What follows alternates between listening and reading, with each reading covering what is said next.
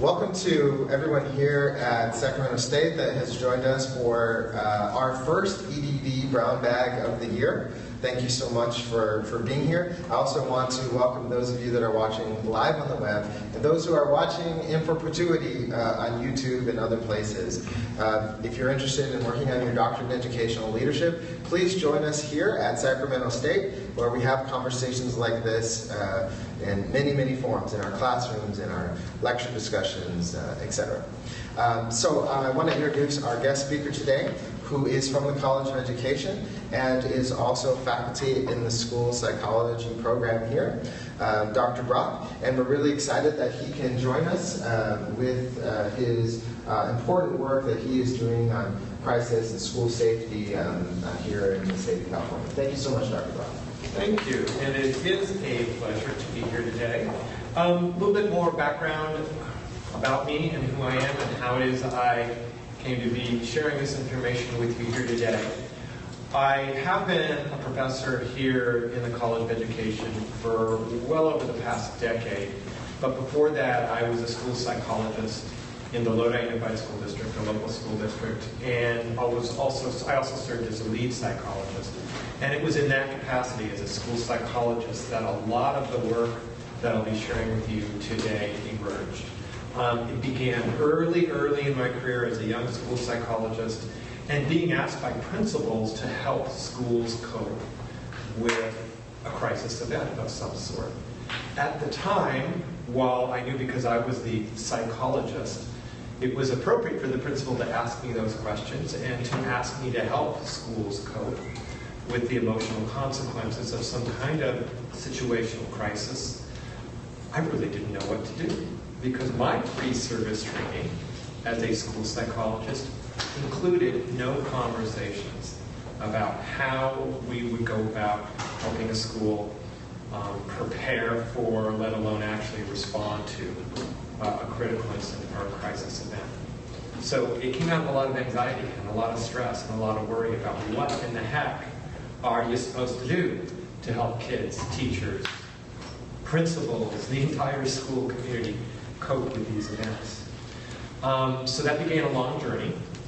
And the initiation of the efforts I'm going to share with you here today actually can be traced back to 2003, when president of the National Association of School Psychologists asked me to start to put my thoughts down on paper, because by 2003 I had started to do professional development in this area and develop a standardized curriculum. By 2006, 3 years later, we pilot tested something called Prepare. It's a 3-day curriculum that provides guidance to schools on how to both assertively promote school safety, prevent crises before they occur in the first place, and also how do you respond in the event you're unable to prevent an adverse circumstance from occurring. So that's just a little bit of background at how it is I came to be here today. The Prepare training. Why do schools need the Prepare training?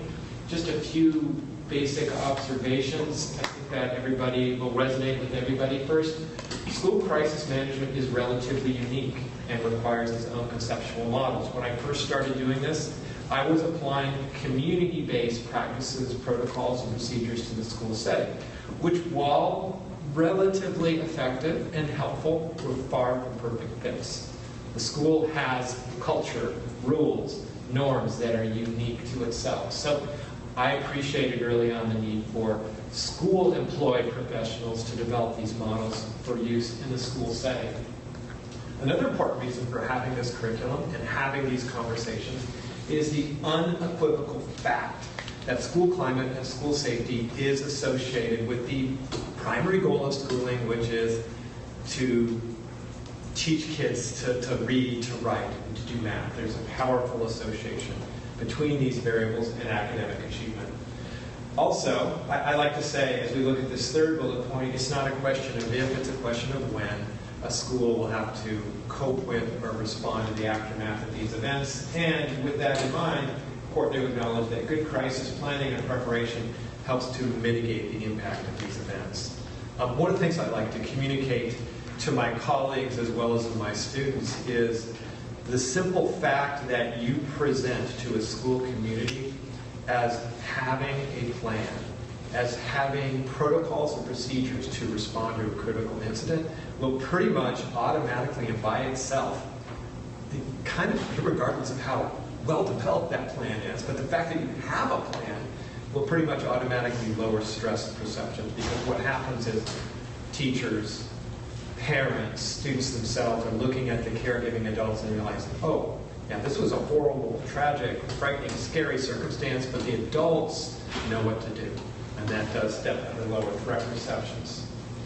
Other reasons why we would want to do this is, well, policy and law. According to the recently passed Every Student Succeed Act, every state is supposed to assist local education agencies to address bullying, harassment, and discipline. It requires annual reporting of school safety, climate, bullying, and harassment data.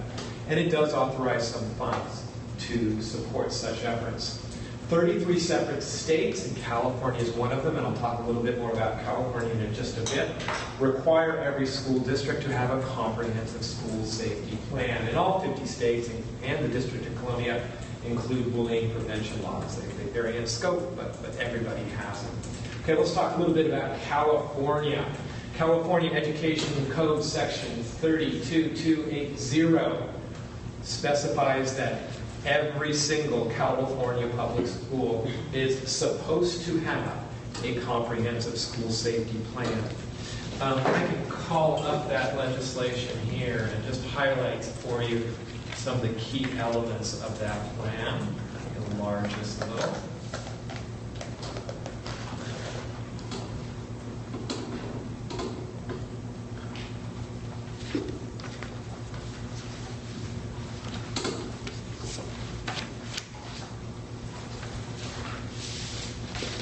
Okay, I just highlighted, oops,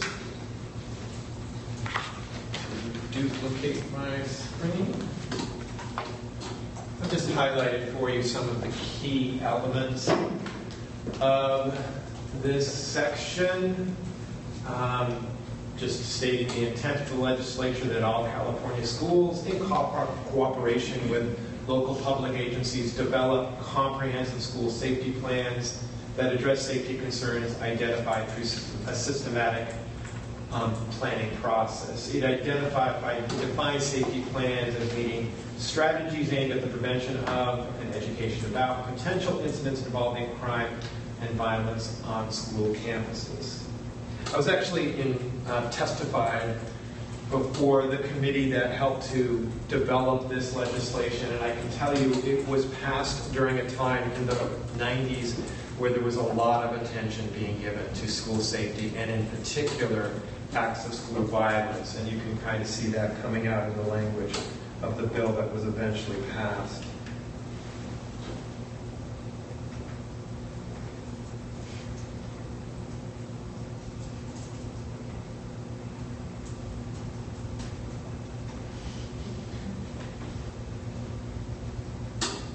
Some more language that I think is particularly relevant. It just speaks here to what the plan shall include. Current status of school crime, identifying appropriate strategies and programs that provide or maintain school safety, of course, child abuse reporting procedures, and then disaster procedures, routine, emergency, and must include adaptations for students with disabilities. And yeah, we live in California, so we have to have earthquake procedures included in it.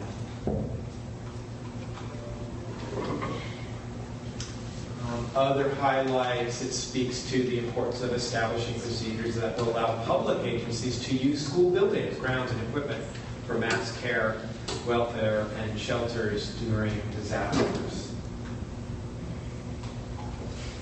And it also makes the point that these plans are not one-shot things. They must be updated each year, and the deadline annually for each and every school in the state of California to update its school safety plan is March 1st. And this just speaks to how it's reviewed and updated. makes points about maintaining positive school climate, and also talks about protocols to address mental health care of pupils who have witnessed a violent act as well. So that's the law in California. Here you can see the deadline. So it was March 1st of 2000. It's been since March 1st of 2000. So it's been well over 16 years that schools are supposed to have had these plans in place and to have updated them by March 1st every year thereafter. Okay, so that's nothing new, but one other thing that I did want to share with you is a piece of legislation that Governor Brown just signed, literally just a couple weeks ago. Let me get back to the slide here where that is linked. And this deals with another aspect of school crisis prevention and intervention, specifically suicide prevention. And this, again, was just passed and signed into law by Governor Brown. And this requires that the governing board of any local education agency that serves middle and high school students to have, by the beginning of the 2017-2018 school year, I'm looking at our school board member here, a policy on school suicide prevention, a policy that specifically addresses the needs of high-risk groups. Some other highlights of this legislation includes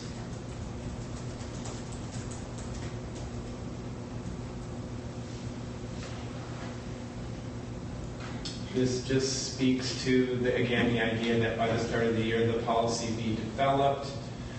It shall be developed in consultation with school and community stakeholders, school-employed mental health professionals, suicide prevention experts, and at a minimum, address procedures related to the primary prevention of suicide, that's stopping suicide before it occurs, ideally before kids even engage in suicidal ideation. In my opinion, that would involve the proactive promotion, the assertive promotion of mental wellness. Also, it talks about suicide intervention procedures. These are procedures wherein we identify that student who has suicidal thoughts as soon as possible and intervene in a prompt, timely fashion. By the way, according to the latest Youth Risk Surveillance Study, which is a national survey conducted every other year by the U.S. Department of Education, it's about 17% of our nation's 9th through 12th graders that report in the 12 months before the survey, they had conscious thoughts of suicide. So it's actually remarkably common. Fortunately, by the way, dying by suicide, while it is the second leading cause of death among our young adults and teenagers, it is actually a low-frequency event. The average sized high school of, say, 2,000 to 3,000 kids would, on average, according to national estimates, expect a suicide death once every 6 years. Also talks about suicide postvention, and postvention is that special form of crisis intervention that helps individuals cope with the aftermath of suicide. And the rest of the legislation speaks in greater detail about what the legislation, about what suicide prevention policy should be directing schools and a local education agency to do. You can see how kids who are bereaved by suicide. Coping with a suicide death is a particularly complicated form of grieving. And so it is important that we attend to that. Here are some of the high-risk groups. Children with disabilities, especially children with mental illness and those with substance abuse problems. Our LGBTQ population has a 6 times greater risk of dying by suicide relative to the general population. By the way, that risk is pretty much the same as the population of youth who have substance use disorders. That just kind of, I think for me, helps to put the challenges associated with being a member, having that be part of your identity, the risk that it presents you with. It also talks about training teachers and how we would make use of community resources to address the problem of suicide. So anyway, I think I've said enough about that. I just wanted to begin my presentation with acknowledging the fact that there's federal legislation and getting a little bit more detail regarding state legislation, because it emphasizes that this really isn't a choice, that this is something that we are supposed to do. And the framework, the Prepare curriculum, which I'll now share with you, is a mechanism through which local education agencies could meet the spirit and the letter of the law. The Prepare curriculum carefully attends to U.S. Department of Education guidelines. It's very consistent with Presidential Policy Directive 8, put forward by President Obama in 2011, which essentially directs all public entities, including schools, to make use of the National Incident Management System and its incident command structure when it goes about getting ready for, preventing, and actually responding to crisis events. It speaks to 5 different mission areas: prevention, protection, mitigation, response, and recovery. I'll define that a little bit more for you on the next slide. The important point to appreciate here is these are activities that they're not one-shot things. They occur before, during, and after an emergency. This is the definition of these 5 mission areas. It helps to articulate what it is schools should be doing basically all the time. It begins with prevention, avoiding or stopping threats in the first place. Comprehensive school initiatives do just that. Protection, shielding from a threat, securing against acts of violence and disaster. Mitigation, once something's happened, how can we act to eliminate, lessen, or reduce the loss of life and property? Response. What also here is what is the immediate response to the emergency to stabilize the situation and ensure safe, secure environment, safe lives and property. And then recovery, that's the element wherein we restore the learning environment and get kids and teachers back to a position from which they can progress. Kids can learn. This flowchart illustrates the incident command structure. So this is the model that all public entities, including our emergency response personnel, police and fire, are supposed to employ when they develop protocols for disaster response, both big and small scale disaster response. And the Presidential Policy Directive says we're supposed to do the same thing. Everybody, all public entities are supposed to be on the same page. And this flowchart here illustrates the elements of the incident command system. And as you can see, I placed within the different cells examples of particular school professionals where their default skill set might lend them to better fit a given incident command system role. I've circled this here because that's where my discipline would typically be found. I'm a school psychologist. School psychologists typically work in what's called the operations section, and they are working in the mental health division. So school psychologists help parents, teachers, students, of course, cope with the mental health challenges associated with the crisis event. One thing that's a little bit different here, I should point out, that you wouldn't necessarily see in all ICS, which stands for Incident Command System Flowcharts, is this right here. Now, with this exception, police, fire, all disaster response agencies would have a very similar organization for how they structure their teams and their plans. We've added what we call a mental health officer to the school incident command, just because from our experience, pretty much all of these critical incidents will have that as an aspect of the response. We're dealing with a particularly vulnerable population, oftentimes very young, school children, and helping them cope is, we feel, a command function. So that's really the only thing that we've tweaked as we've applied the incident command structure to the school setting. Okay, here is the PREPARE model. This is the conceptual framework through which we, in 3 days of training, attempt to convey the essential aspects of school safety, crisis prevention, crisis preparedness, and provide training in crisis response. As you can see, PREPARE is an acronym. It stands for Prevent, Reaffirm, Evaluate, Provide and Respond, and then Examine. And I'll briefly review those elements with you next. But before I do so, just a little bit more about the curriculum. As it currently exists, it's 3 days worth of training. These workshops could be offered in any combination. They could be also offered as standalone sessions. Workshop 1 is a 1-day workshop with 6.5 contact hours, and it focuses on crisis prevention and preparedness. This is the more proactive element of the curriculum, wherein we hope to facilitate comprehensive school safety efforts. One of the things I like to say about Workshop 1, because it's, there's the things that you can do to generate a safer school environment are practically limitless. So there's a lot of stuff being presented here. And I like to kind of prepare participants in a Workshop 1 for that reality and convey to them what I want to do with this workshop is to then stimulate your thinking about what you can do to make your school safer, what you can do to make your school more prepared to respond to a disaster. On the other hand, Workshop 2, which as you can see is 13 contact hours and requires 2 days worth of training, is more skills-based in its orientation.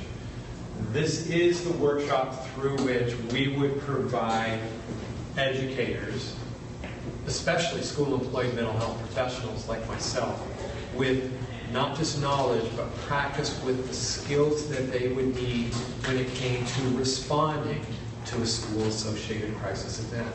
I mentioned at the beginning of my talk how, as a young school psychologist, I was thrust into a school crisis intervention by my school principal, and upon reflection, appropriately so, I was the school psychologist, but really didn't know what to do. Okay, this is directly out of the anxiety associated with that. Me engaging in literally years of self-study and ongoing professional development, some of my own research, trying to figure out, okay, so what is the best practice when it comes to helping students, teachers, parents, and school community members cope with these events? And I share that in 2 days worth of training. And again, this does purport to be more skill-based in its orientation. I would like to expect that when someone's done with this workshop, they leave it not just with knowledge, which they would get from Workshop 1, but with having the opportunity to practice skills and actually do school mental health crisis intervention better. Okay, a little bit more about the model and the acronym PREPARE. The first P in the acronym stands for Prevent and Prepare. And what we're doing is preventing and preparing for psychological trauma. When we speak about school safety, comprehensive school safety, and crisis prevention, one of the things I think that we bring to the table that's unique is the idea of a balanced emphasis on both physical safety and security and psychological safety and security. Examples of physical safety: security cameras, medical detectors, armed guards. Actually, the school resource officer, the presence of the school resource officer would be an example of physical security. And physical security is essential. It's very important.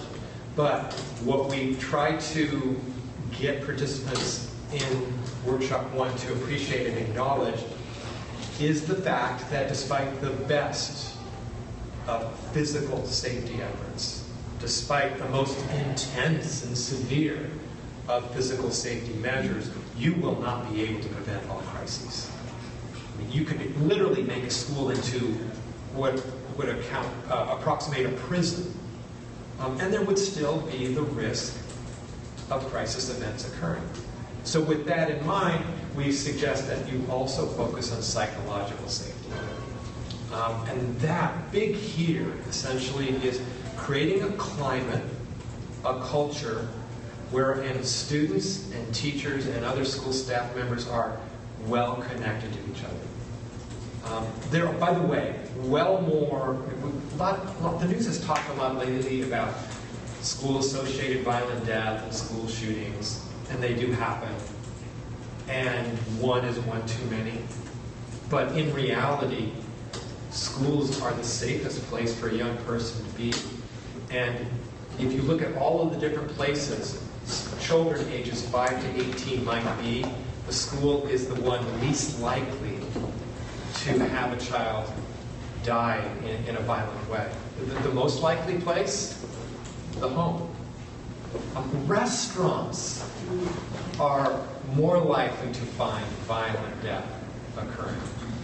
Anyway, part of why they're safe, yeah. So maybe we should have metal detectors at restaurants. Maybe they should. Or maybe we should start arming waitresses. Yeah, right? Yeah. Restaurant resource officers. There you go. There you go. It is a popular myth that schools are fatally flawed, horribly violent institutions. In fact, that couldn't be farther from the case. As a parent, I can tell you the one place I want my kid to be, where I'm going to be reassured that the odds of something scary or violent happening, that's school. That's school. And part of the reason why that is the case is because kids, fortunately, are more likely to be connected to the adults in their schools. We prevent way more of these events, these violent acts in school grounds than actually occur. And do you know how we prevent them?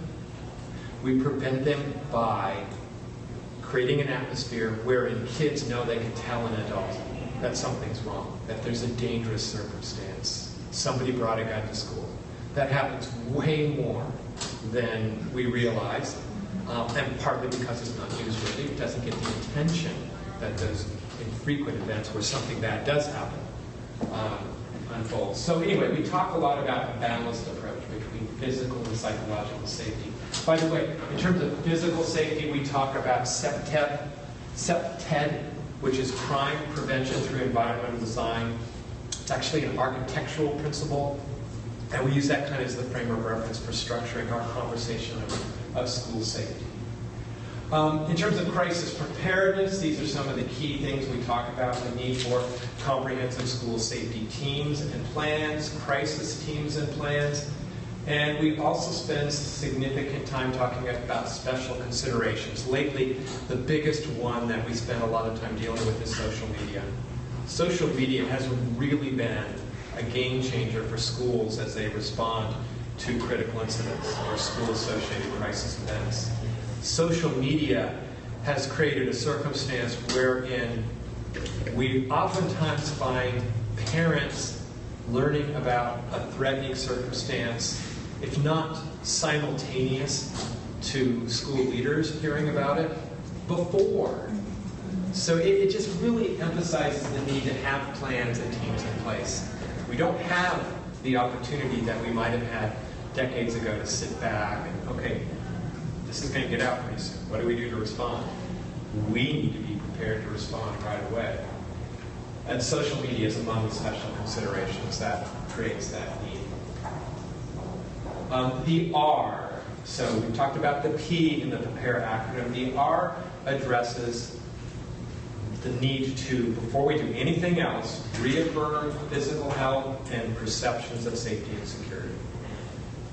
Once a critical incident or school-associated crisis event has occurred, the first priority, obviously, is to reaffirm objective physical safety and security. That trumps everything else. And for my discipline of school mental health, what that means is that my special knowledge and skill set is, at least for the immediate moment, not all that important.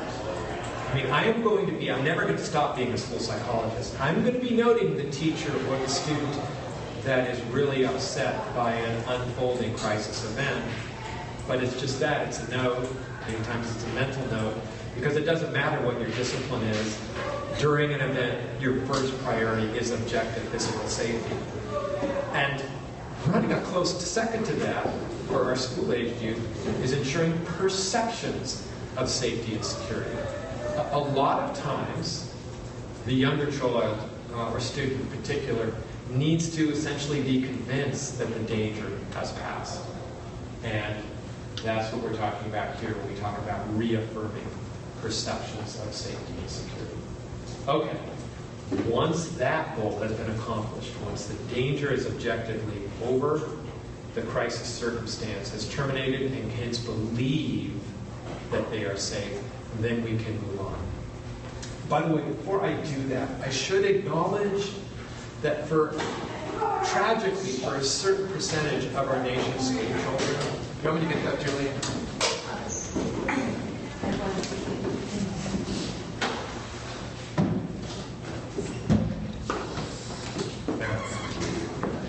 For a certain percentage of our school children, this is not possible. I'm thinking right now of my colleague Anthony Adamowski, who is the lead psychologist in the Chicago Public Schools. And he's been talking to me a lot about this, because this model is kind of framed and based upon the premise that a traumatizing or threatening circumstance will end.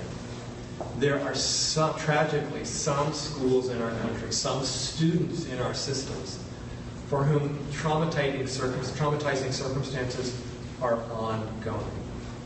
And when that's present, then we're not so much helping kids recover from a traumatizing circumstance. Then our focus needs to be more on helping them cope with ongoing stressors.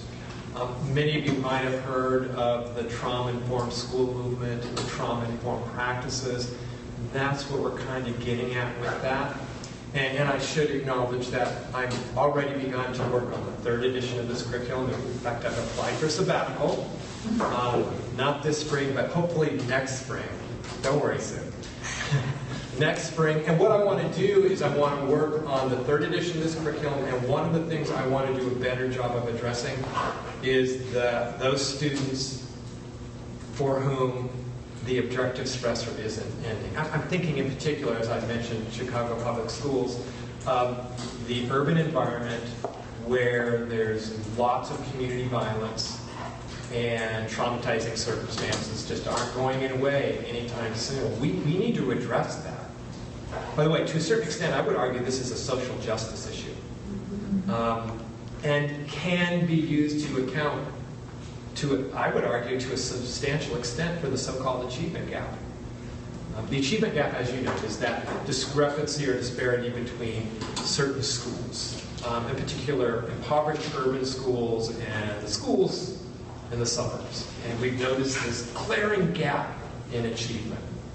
Okay, I think a clear, I think it can be argued quite strongly that at least a partial explanation for that gap is traumatic stress. In some of these urban settings, Hunters Point, for example, in San Francisco, trauma exposure is the rule. You would not be at all surprised to see virtually every student in the student body being exposed to some sort of frightening, scary, traumatic event, most commonly community violence. Not surprisingly, rates of post-traumatic stress disorder, a serious mental health challenge, are high. In some urban settings, they can be as high as 30%. Now, to put that in perspective, national prevalence estimates for post-traumatic stress disorder among school-age youth is about 5%. So you can see the dramatic discrepancy. And, oh yeah, by the way, post-traumatic stress disorder has been clearly associated with relatively permanent alterations to academic trajectories. So you have a student, they're on the college track, doing really well, trauma exposure, post-traumatic stress disorder. Not only do they not go to college, they drop out of high school. So anyway, I think that to a certain extent can be a social justice issue and can be connected to the achievement gap. And I hope to do better as I continue my work in this area, responding to those circumstances where this can't be reaffirmed. Fortunately, however, we're blessed to live in a society where, generally speaking, for most of the students in the schools we serve, this can be accomplished, and we have a good shot at convincing kids the dangers are past, and that's where mental health recovery would begin. And that starts with something I call psychological triage, or this is the E in the PREPARE acronym. It stands for evaluate psychological trauma risk. Now, the basic idea here, the rationale for why this is the next element in the model, is that not all students all staff members for that matter, exposed to a common stressor are going to be equally affected. Some are going to be more frightened, some are going to be more traumatized than others. Some are going to need really intensive support from a school-employed mental health professional, like a school counselor, social worker, or psychologist. Others are probably going to be okay. And for these students, simply reconnecting them with naturally occurring social supports will be sufficient. So with that in mind, we need to figure out how we allocate our response resources appropriately. And we do that by examining certain variables, including risk factors and warning signs.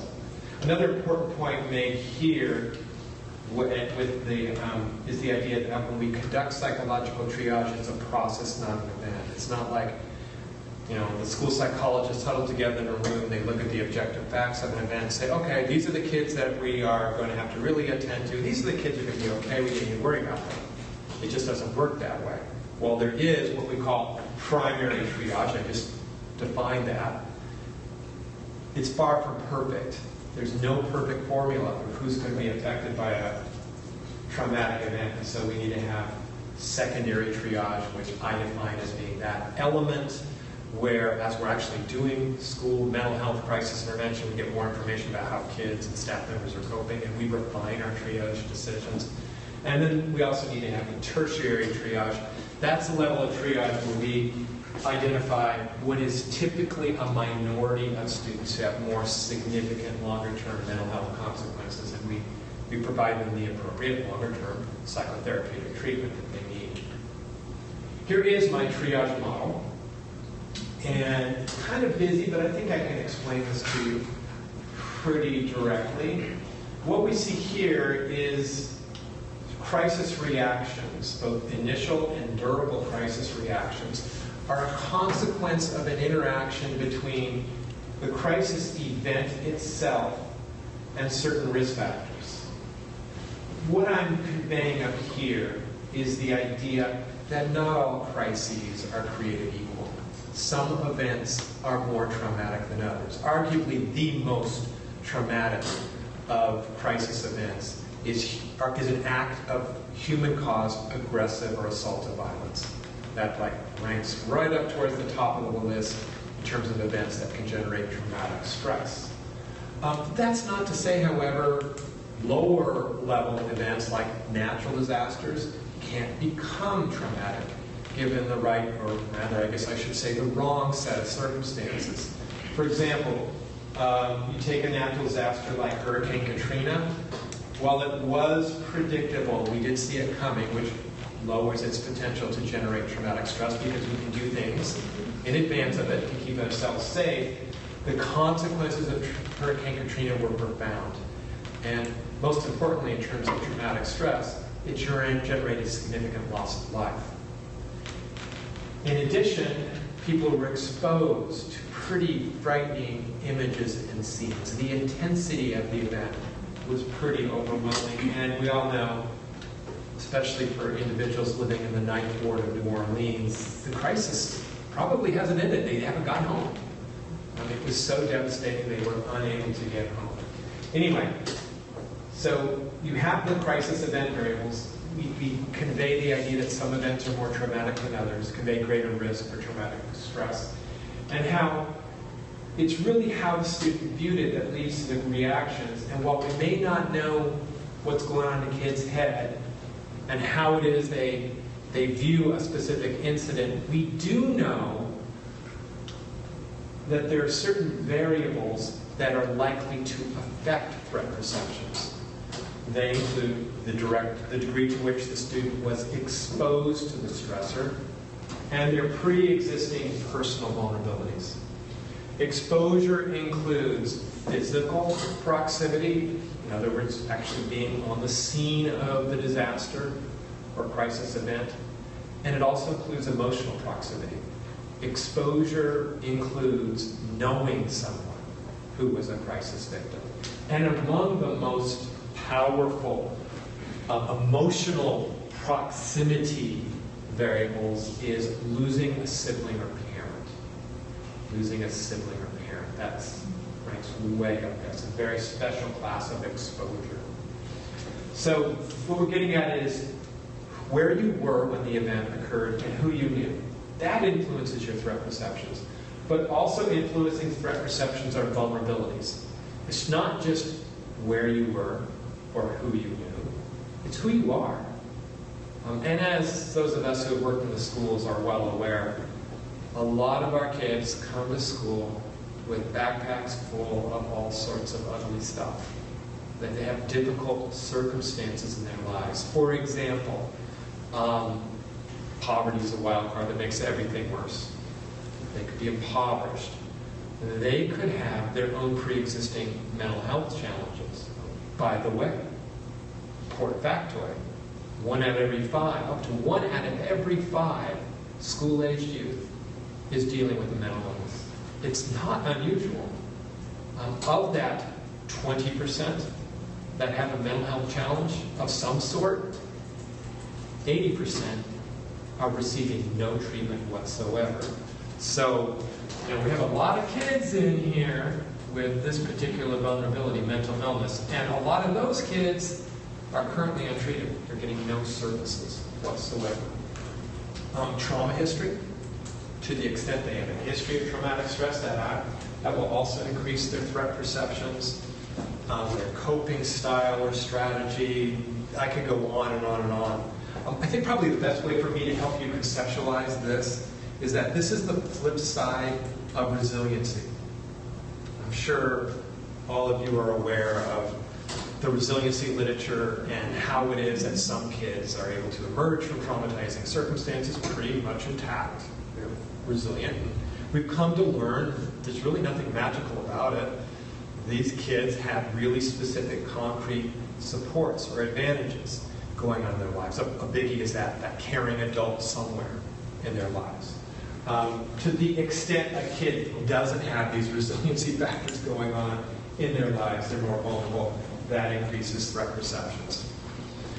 So these are all things that we look at when we make conscious, deliberate decisions about who we're going to help, because it's a combination of the event, exposure to the event, personal vulnerabilities that yields the threat perception, which ultimately results in the reactions students display.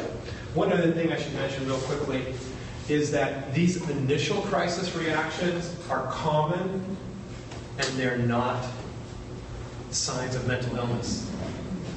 When we talk about, for example, acts of human-caused aggressive violence, anybody exposed to those events is going to be affected. Anybody is. We would, however, expect that these initial reactions would over time go away. I like to suggest that at least for the first week after exposure to a crisis event, you expect parents, teachers, and students to be impacted and to be displaying symptoms of stress. However, after a week or two, you should see them lessen, and if they don't lessen, if they're durable, these are what I call enduring warning signs, and these are psychopathological reactions. So part of the evaluation process is appreciating everybody's going to respond, not overly pathologizing these initial responses, giving parents, teachers, and students the support that they need to successfully cope with it, and then monitoring the situation and catching those individuals whose reactions don't appear to be lessening over time, and appreciating that this might be that exception to the rule. The rule is recovery. Most people recover from these circumstances. This might be that exception to the rule of recovery, and this individual might be developing something like post-traumatic stress disorder. Again, that's a serious and debilitating mental health challenge. And while crisis exposure per se doesn't necessarily affect academic trajectories, as I've already indicated, PTSD does. So we really need to attend to these kids. Okay, so based upon the triage data, the model then purports that we should go about and provide interventions, and in doing so respond to students' psychological needs. The model offers 3 general classes of school mental health crisis interventions offered along a continuum. You might conceptualize these as falling within a multi-tiered system of support, a model common to a lot of educational programs and services. Anyway, so there's these 3 general classes. They range from what might be considered universal interventions, tier 1 interventions, very natural interventions, all the way up to more intense, direct crisis interventions. Let me talk briefly about these 3 different levels. The first line treatments are primary school mental health crisis interventions. We'll actually find a school-employed mental health professional working behind the scenes, working as a consultant, providing crisis intervention as an indirect service.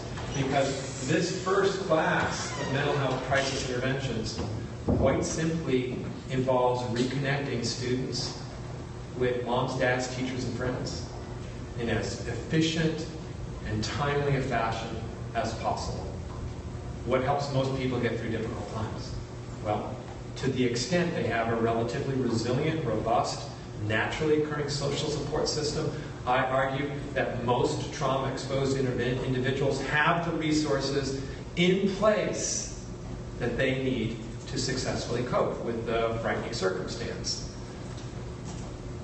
And what we do with this particular intervention is we facilitate such. Among the important considerations here is recognition of the fact that reconnecting a younger school-aged youth to their primary caregivers, their, for example, mother or father, is really important for the youngest of our students. So if we have a preschool class on our campus, we are going to, following a school-associated crisis event, work really hard to make sure each and every one of those preschoolers are reconnected with their primary caregivers first. Then we'll move on to kindergarten. Then we'll move on to first grade. What this means as we move along this is that those 6th grade parents at the elementary school need to be prepared for the fact that they may have to wait a while before we reconnect them, because we know that the primary caregiver, the mom or the dad, is most important for the younger child. So we're going to do that in a very deliberate, sequential fashion. Another important point about this that has relevance for our older students at middle and high school is that they have, oftentimes, a broader social support network than the preschooler. The preschooler, the kindergarten-age youth, are focused primarily on mom and dad to help gauge how threatening the event is, to help protect them, to help them cope. As the child matures and develops, as we get into middle and high school, who else are they now looking to? They're looking to their friends. They're looking to their peers. And by the way, while they're not perfect at the middle and high school ages in terms of providing pro-social, positive, and adaptive coping support and assistance, they're actually pretty darn good. I think the rule is, and there's certainly exceptions to the rule is that when teenagers help each other cope with these kind of events, they do so in a pretty effective way. And so reestablishing social supports at the middle and high school can also involve finding ways in structured supervised settings, because again, they're not perfect at this. They're good, they're not perfect. So we'll probably want to structure this up maybe to a certain extent and supervise it to a certain extent, but finding ways to get peers back together with their friends. Anyway, reestablishing social support, the primary crisis intervention. Moving up the level of severity a little bit is psychoeducation. Now, sometimes simply connecting students with their teachers and their parents isn't enough. Sometimes we, as school-employed mental health professionals, need to be a little bit more explicit regarding what they can do to achieve their caregiving potential. And this is where psychoeducation comes into play. We actually have several different strategies. These are specific interventions that we offer and train people to deploy as they experience the curriculum. And they include informational documents. That's the letter home for the principal. Many times that simply gives parents facts about a situation and gives some helpful caregiving advice. It's pretty standard and relatively informal. Then we get into caregiver trainings, classroom meetings, and psychoeducational groups. The caregiver training is designed for parents and teachers and any other caregiver. And it's designed to first empower them with facts so that they have an objective. They can help their children to obtain cognitive mastery over the event, figure out exactly what happened and what didn't happen, because many times the rumors about these events are more frightening than the reality. And then give them some ideas on what are common reactions, kind of predict and prepare for what might happen in the children that they're caring for, and then how do we help them cope? It's very explicit, very directed. It's a lesson, it's a workshop, kind of like this, obviously, but the lesson plan is a little different than what I'm doing right now, but that's a caregiver training. The classroom meeting is the first time wherein we potentially might be working directly with students. It's designed as a very short, brief presentation of facts and allowing kids to ask questions about the event. Sometimes, especially in this day and age of social media, we can't wait till maybe the next school day to get kids together and to begin to have conversations about school-associated crisis. Sometimes we need to get right on top of it. And the classroom meeting is designed to do that. It's usually very scripted. You would have in the Instant Command System something called an intelligence section or a planning section. They would collect the facts. All of those facts that can be verified, they would put them in a fact sheet. They could be delivered by the teacher. Ideally, they are delivered by a teacher in kind of a normal, natural classroom discussion type format. And kids are given a chance to ask questions. And to the extent we can answer their questions, we do. To the extent we don't have the facts yet, we say, we don't know, we'll find out later. To the extent they have facts wrong, we're going to correct them. But that's the classroom meeting. And then finally, the student psychoeducational group. That's a very structured curriculum. I'm actually working right now with one of our graduate students, Sheila Stein, someone who I'm trying to encourage to apply to the EDP program. Talked to her just last night about that.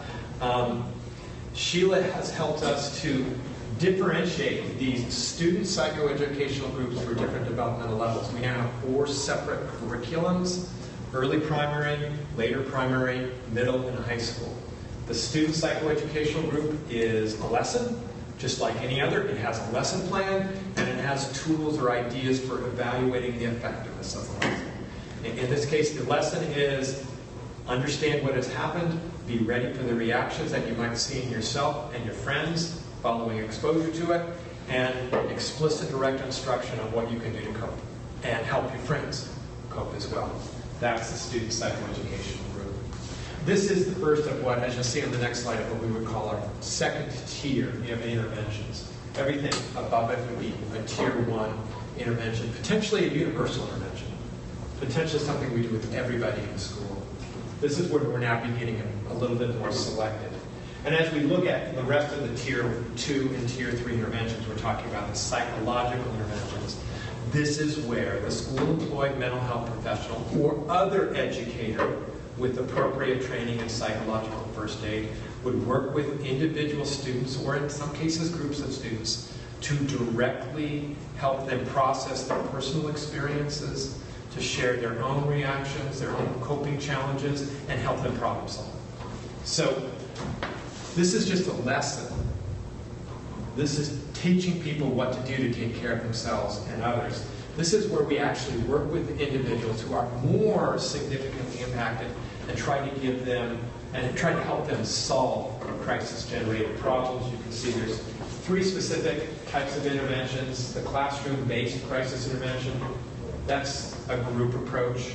Individual crisis interventions, and then the more professional, longer-term psychotherapeutic strategies. So here are all of the prepared interventions listed as universal, selected, and indicated crisis interventions, or tier 1, tier 2, and tier 3. The last element of the PREPARE acronym, examine, basically directs us to, at various phases, examine how our plans are working, are we prepared, what else do we need to do to better prevent crises from occurring in the first place, or for responding to those events that we can't prevent. There's basically three general strategies we talk about. The first is a needs assessment. We provide workshop participants with the tools they need to assess the school environment and figure out what are the potential threats we might face at our school. Then there's a process analysis. That's the strategy through which we evaluate how we're doing right here and now. So this is what might be a concern that we might need to respond to. The process analysis is, okay, how are we doing like during a crisis event? How are we doing in terms of responding to it? And then the outcome evaluation would be a post-incident debriefing of sorts, wherein we would critically evaluate how well things went. Okay, well that is it for the PREPARE model and the acronym which we use to communicate it. Just a little bit about some of the program evaluation data that we've done. Currently, by the way, there are PREPARE trainers in, well, pretty much in all different parts of the world. They're in all 50 states, the District of Columbia, Puerto Rico. We also have several internationally as well. California, by the way, has the greatest number of school-employed mental health professionals trained in Workshop 2. I believe there's one PREPARE trained person for every 5,000 students. So we're getting more and more people who have these trainings. But in terms of program evaluation data, we have 2 articles published in peer-reviewed journals. They are documenting significant gains in knowledge and improvements in attitudes towards prevention and intervention. Workshop 1 participants report subsequent to participation, feeling more knowledgeable about crisis prevention, and are more confident and enthusiastic, collaborating with others to develop safety plans. Workshop 2 participants are more confident and less anxious when it comes to providing mental health crisis prevention, and workshop satisfaction is, generally speaking, very high. Using a 5-point scale, the mean for Workshop 1 is 4.5, and the mean for Workshop 2 is 4.6. Next steps in our program evaluation will try to get at the extent to which individuals who, as you can see, are really satisfied with the workshop, okay, so what does that mean in terms of their behavior in the school setting? And that will be the next step for our evaluation. And just a little bit more, if you're interested in more about the PREPARE curriculum, we have recently published a book that provides all of the empirical supports for the practices we recommend. If you're interested in a PREPARE workshop, the National Association of School Psychologists is the publisher and sponsor of these sessions, and we do have a dedicated PREPARE webpage which can give you more information on the topic.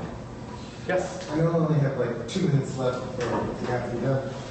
And we've talked about this before, but what do you see the role of addressing the crisis that students face, and I think maybe argue teachers face too sometimes in community schools, this idea of wraparound services? I only have a little bit of time left, but what do you think about that? Yeah, and that's a really good question, and that's the area where I think we need to do a better job of deploying trauma-informed practices and appreciating that a lot of these students in these settings are not one-time trauma victims. They're experienced what we call complex trauma, where the stressful event is ongoing and or chronic, and that's a whole different set of rules. That's a whole different ballgame. We need to do a much better job of that, and again, the key focus that I would try to put forward would be trauma-informed practices. In a nutshell, it involves appreciating how that complex trauma affects the student and what we can do to help them cope. Thank you so much. You're very welcome. Thank you.